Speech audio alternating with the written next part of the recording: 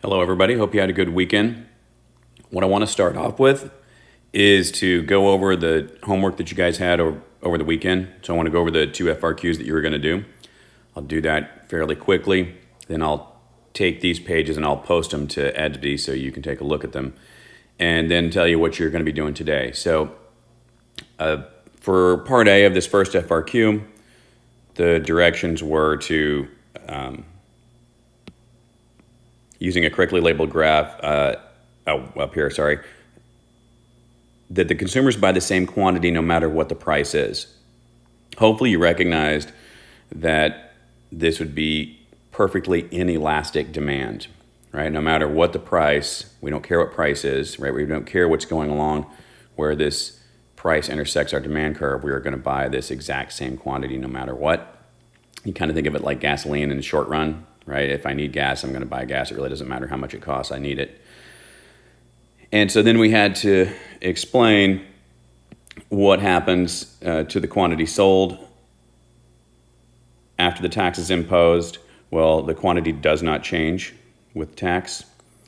And how will the burden of tax be distributed between buyers and sellers? So since the quantity doesn't change, the price has to change the entire quantity of the tax, right? The price goes from being our equilibrium price up to our new price with the tax, and all of this vertical shift here is the tax, and so the consumer pays the entire tax. Part B was a perfectly elastic demand, so that's a horizontal demand curve, and this is just the opposite. All right, price ends up not changing, and quantity demanded will decrease, and so the entire portion here, the seller will pay the entire tax because the consumer, their price doesn't change, right? Their price before the tax and their price after the tax is exactly the same, so they're not contributing anything to the tax. It is the seller that pays the entire tax. And then part C, we had just a regular downward sloping demand curve and shade the area that represents total tax revenue. And so that is that part there. And you can see where clearly here the buyer and the seller share in the tax. All right, so let's take a look at the second FRQ. Okay, here, part A, calculate the producer surplus before the tax. So producer surplus is the area above the supply curve, right? So from the 5 down to the 2 and then over to the equilibrium point. And it's the area of this triangle, 1/2 base times height. And our base is the 90. Our height is 5 minus 2, which is 3. So 1/2, 90 times 3, which is 135. Part B, assume a per unit tax of $2 is imposed. Calculate the amount of tax revenue. Well, our market is now operating at this new point with a quantity of 60 and a price of 6.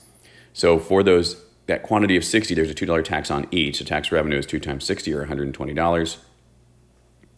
II, what is the after-tax price that the seller now keeps? So if the market price is $6 and the tax is 2, then that means there is $4 left over for the seller. So that's II, and then III. Calculate the producer surplus after the tax. That's this small triangle right down here. So 1/2 base, which is now 60, times height, which is 2, and you get $60. Part C may have caught you off guard. Demand is price elastic, inelastic, the unit elastic between 5 and 6, and explain. So what they wanted you to do here is actually the midpoint formula for elasticity. And so you do the change in quantity, which is 90 minus 60, over the midpoint of quantity, right? 75 is in between 90 and 60. It's the average of 90 and 60. The change in price, which is 5 minus 6, over the average price, which is 5.5. And remember, with the elasticity of demand, it's always in absolute value bars. We get this 165 over 75, which, yeah, I don't know what that is, but I know it's bigger than 1. And so that answers my question that this demand is elastic because elasticity of demand is greater than 1. All right. So I'll post this on Edsby so you can look at it further, and then tomorrow if you have more questions about it, I'll be happy to answer them.